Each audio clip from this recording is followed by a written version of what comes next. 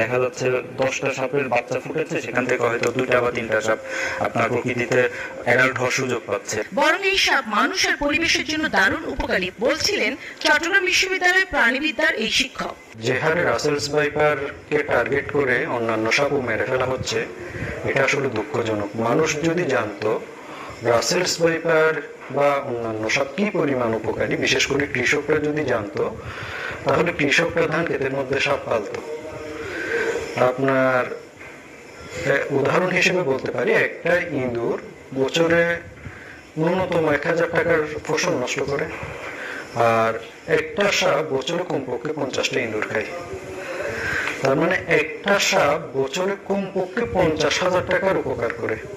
সাপের এখন প্রজনন কাল, তাই দেখাও যাচ্ছে বেশি রাসেলস ভাইপার দক্ষ সাঁতারু, যে কারণে নদীর স্রোত ও বন্যার পানিতে এটি বিভিন্ন এলাকায় বিস্তৃত হয়েছে। এটি থেকে রক্ষার জন্য